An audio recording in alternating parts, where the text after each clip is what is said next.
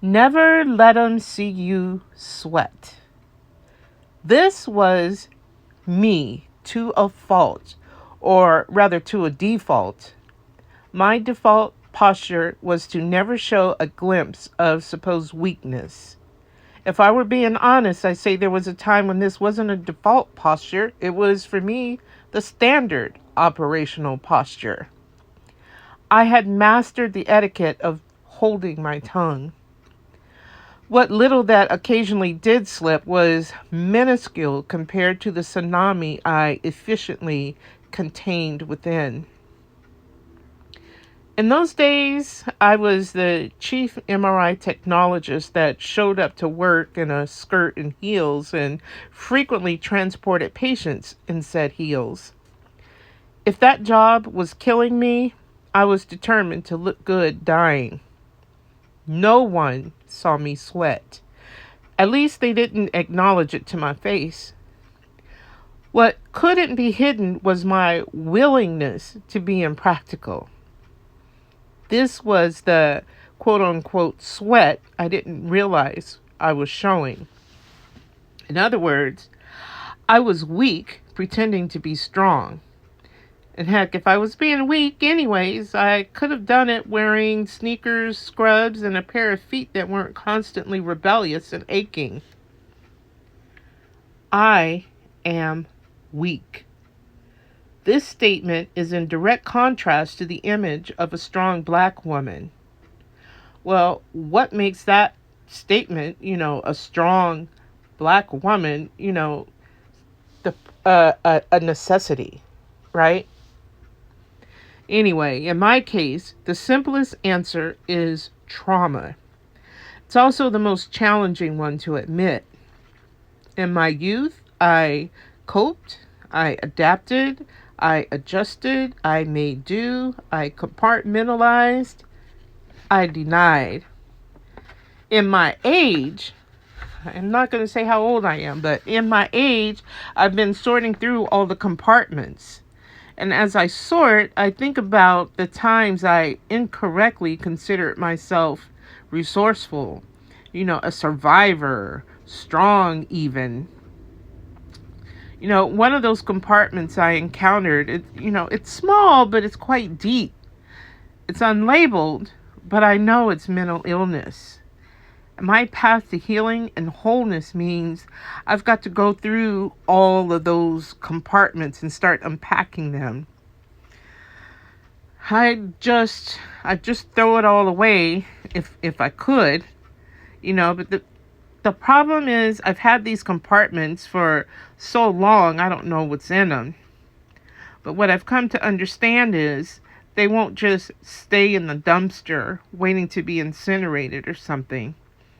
It's like the plastic problem we're having now.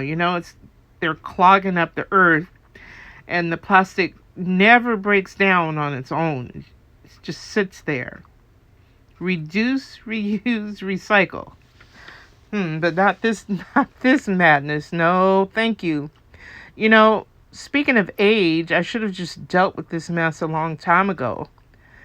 As of now, I am too old for this crap.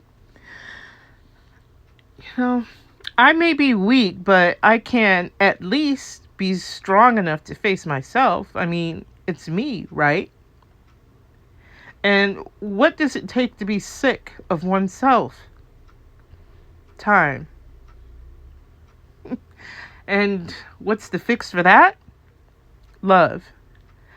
I can keep rooting through all those compartments, or I can just love myself. And while I'm at it, I can believe that Jesus first loved me.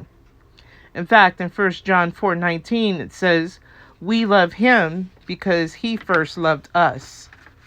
So, before he did anything, he loved me. Before I did anything, he loved me. He first loved us. Then creation happened. Right? I don't know. It took me a long time to love him in return. I'll just say that. Still, first, he loved us. and he hasn't rescinded that love. And here I am talking about compartments and faking strength. I'm weak. And the and is he first loved us. I know. Genesis says in the beginning, God created the heaven and the earth. First, he loved us. Okay, so now here is where I admit that I am not a theologian. I am essentially unlearned, but I do have a holy imagination that understands God precedes in the beginning. And I've been taught that God is love. So I think it's a credible argument that first he loved us. And this love for us also preceded in the beginning. So yeah, I'll be weak. My strength is in his love. So how about that? And screw these compartments. I'm going to receive this love and live my best life. So there. In Micah 7, verses 18 through 19, it says, "Who is a God like unto thee, that pardoneth iniquity, and passeth by the transgression of the remnant of his heritage? He returneth not his anger forever, because he delighteth in mercy.